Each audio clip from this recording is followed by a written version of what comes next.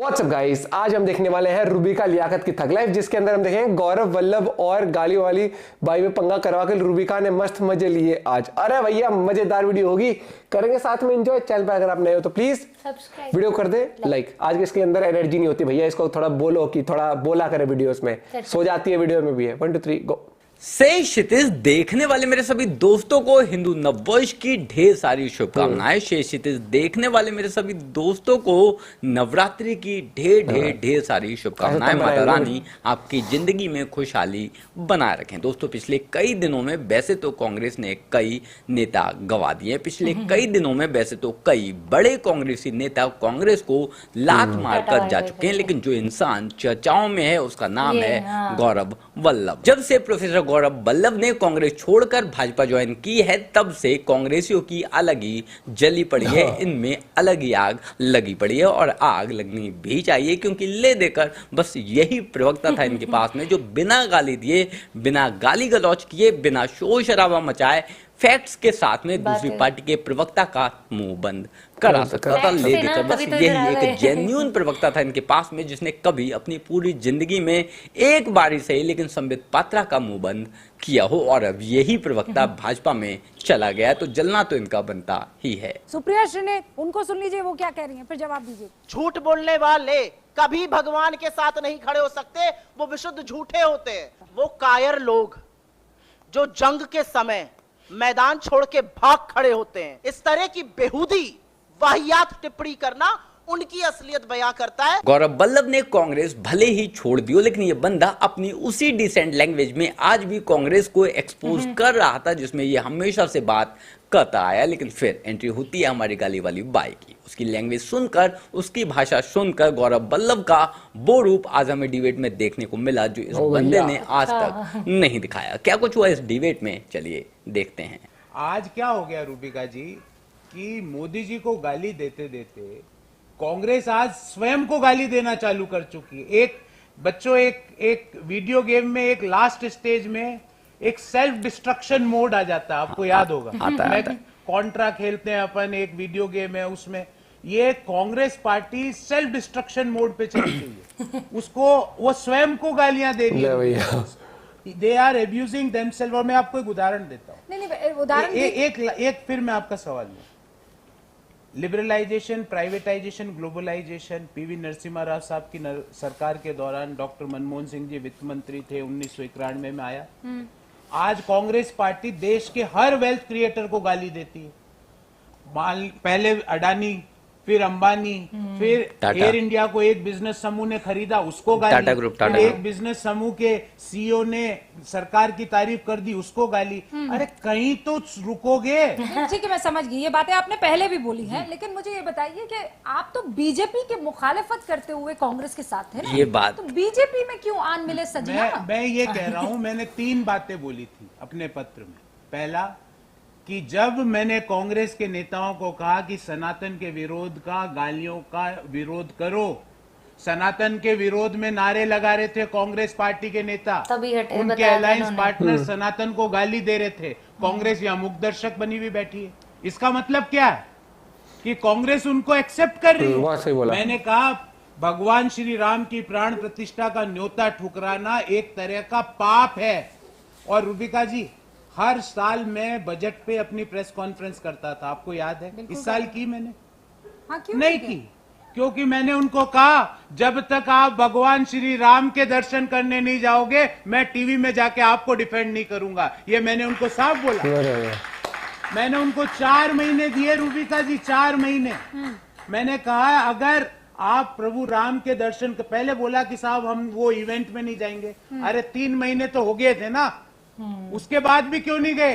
यात्रा के दौरान वहां उसके पास से निकल गए, पर दर्शन नहीं करेंगे। तो मैं साहब ये पाप नहीं कर सकता। तो आप ये कह रहे हैं कि हिंदुत्व पर कांग्रेस का स्टैंड आपको नापसंद है? मैंने कहा ना, कांग्रेस की विचारधारा कुछ रही नहीं है रूबिका जी। कांग्रेस आज ये तो मैंने देखा था, एक उसमें बोला भी था इन्होंने। यूपीए सरकार के मुख्यमंत्री और मंत्रियों के पीए चला रहे, कोई स्टैंड कुछ नहीं है, कुछ भी स्टैंड नहीं है। नहीं तो प्रभु राम की प्राण प्रतिष्ठा में नहीं जाना, हिंदू या हिंदुत्व को गाली देना, ये कोई तो उनको फीड कर रहा होगा ना। ये कौन है? ये वो लोग हैं रूबिका जी, जिन्होंने अपनी क्लास का मॉनिटर का चुनाव नहीं लड़ा वो कांग्रेस पार्टी चला रहे हैं। मॉनिटर कभी जीवन में बन नहीं पाए क्लास के, जयराम वो रमेश। कांग्रेस पार्टी को चला रहे हैं। नहीं तो वो ये कह रहे हैं कि आपने अपना जमीर बेच दिया सिर्फ और सिर्फ इसलिए क्योंकि आप 2 चुनाव हार गए। अरे अब आपको ऐसी जगह चाहिए थी जहां पर सेफ सीट मिले, अब आप मुझे- राजाओं की तरह आप जो है जीते और राज्यसभा जाए। मुझे एक बात बता दो, मुझे अगर टिकट चाहिए होता तो मैंने 4 तारीख को ज्वाइन किया, 4 अप्रैल को। हाँ। जब तक भारतीय जनता पार्टी और कांग्रेस के 99% सीटों पे टिकट डिक्लेयर हो चुके हैं, तो मैं 15 दिन पहले कर लेता। Rubika ji, I am not in a lust of power. अरे लोग आपको एहसान फरामोश कहेंगे, लोग कहेंगे जिस पार्टी ने आपको पलकों पे रखा, गोद में रखा, बड़ा प्रवक्ता बनाया, हर बार आप जो है ये जब फाइनेंशियल ईयर खत्म होता है, जब बजट अनाउंस होता है, तब आपको वो मंच दिया जाता था, 2-2 बार के लिए चुनाव लड़वा दिया। आपने एहसान फरामोशी की ऐसे वक्त पर जब पार्टी को सबसे ज्यादा जरूरत थी।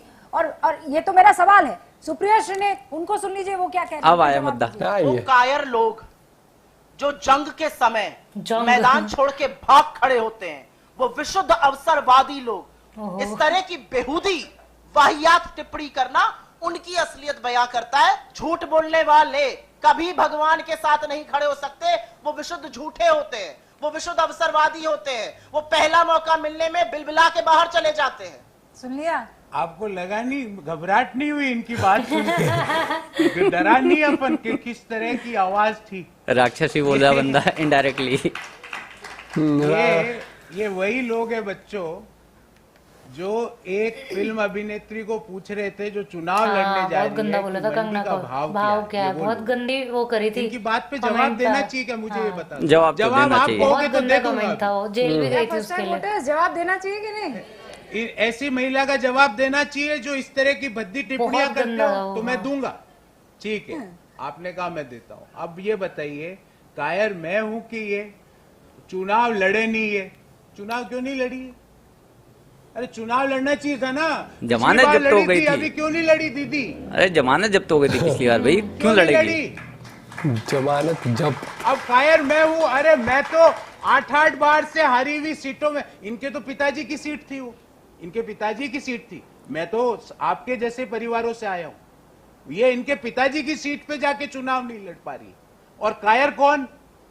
अब जवाब दूं इनको, और दूंगा तो दीदी का टीवी में बैठना मुश्किल हो जाएगा अगर और इनकी हकीकत मैंने आपको बता दी।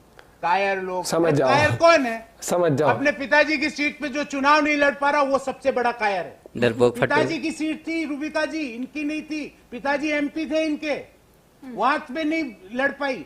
अभद्र टिप्पणियां, गाली गलौज, इनके किसी को बोल रहे हैं, ऐसी बातें मेरे मुंह पे आई हुई है, टीवी पे बोली है इन्होंने। अगर मैं आपको बोल दूं, इसलिए नहीं बोल पा रहा क्योंकि मेरी पत्नी और बच्चे भी ये टीवी शो देख रहे हैं, तो वो कहेंगे पापा इतनी घटिया बात आप बोले ही क्यों अपने मुंह से? ऐसी घटिया बातें बोलती है। यही तो प्रॉब्लम है। सुबह गाली दो मोदी जी को नाश्ते के साथ, हाँ, देती है। लंच के साथ अडानी अंबानी को गाली दो, हाँ, ये ये देती फिक्स है। है। बाकी का टाइम फिक्स कर रखा है अपना, है? सुबह को गालियां पीएम मोदी को ये देती है, ये मोदी को ही बढ़िया था। नहीं सभी को देती है। दोपहर में गालियां देती है, शाम को गालियां देती है, हर टाइम ये बंदी गाली ही देती रहती है, गाली गलौज ही करती रहती है, बदतमीजी ही करती रहती है। और शायद इसी वजह से इसका नाम गाली वाली बाई पड़ चुका है। इस बंदी को अभी चुप ही रहना चाहिए था। इस बंदी को ऐसे इंसान के सामने तो चुप ही रहना चाहिए था, या ऐसे बंदे पर तो कमेंट नहीं ही करना चाहिए था जो इसके ही ग्रुप का हो, जो इसको अच्छी तरह से जानता हो। लेकिन ये बंदी सारी यहाँ भी पोलपट्टी आदत से पता होगी बाज ना। नहीं आई और अपना पोपट अपनी बेइज्जती करवा के रह गई। बाकी ये डिबेट आपको कैसी लगी कमेंट कर जरूर भाई बताएं। बढ़िया थी भाई, ये डिबेट तो शेयर करना। और काफी दिनों पहले आई थी ये वीडियो, मैंने आज देखी भाई, लिस्ट में नहीं थी। ये तो है, ओ ये भाई कौन से वो है वो, उन्होंने बोला था कि कहाँ से पकड़ के लाते हो आप, इन्हें बोलने की तमीज तमीज नहीं है। समित पात्रा शायद उन्होंने किसी उनको भी कुछ ऐसी गंदा सा बोला था कि आगे थोड़ी एरोगेंसी ज्यादा लगती है मुझे। नहीं, वो जो बहुत गंदा कमेंट था जो कंगना के ऊपर करा था इन्होंने वो वाला। ठीक है भाई, अभी भी आपके जो फेवरेट्स हैं आप उनको वोट दो। आपको अगर आपको लगता है और जो कि इनका इस तरीके से, क्या नाम है, यार जो ये गौरव, जी देखिए ये- इन्होंने बहुत सही पॉइंट बोला है। कहीं से पता नहीं कहाँ से वहां फिर मीडिया आ गई थी बहुत सारी, तो उन्होंने निकल के बोला था कि मैं कुछ ऐसे बोला था कि ठीक है राजनीति अपनी जगह है, लेकिन इतने ज्यादा मतलब एंटी एंटी जो राम है हाँ, वो सब हाँ, उन्होंने हाँ। इतना ज्यादा बोल दिया था। और उन्होंने उस टाइम बोला था कि जब इनसे पूछा था ना वहाँ का वो ठुकराने के लिए कि नहीं अगर ऐसे ठुकराए बाद में जाएंगे, बाद में भी नहीं गए थे, नहीं उस गए टाइम थे। में इंटरव्यू आए थे। सही है भैया, जो जिस देश में, जिस देश की संस्कृति की रिस्पेक्ट नहीं कर सकते आप, इतिहास की रिस्पेक्ट नहीं कर सकते, और जिस तरीके से आप उस पर भी चुनाव का ड्रामा करके दिखा रहे हो। ठीक है, बीजेपी चुनाव करे, तुम भी कर रहे थे चुनाव, दर्शन तो कर ही आते। दर्शन ना करना तुम्हें ज्यादा भारी पड़ गया आज के टाइम पर, ये देखना, और ये पड़ेगा इनको और भारी।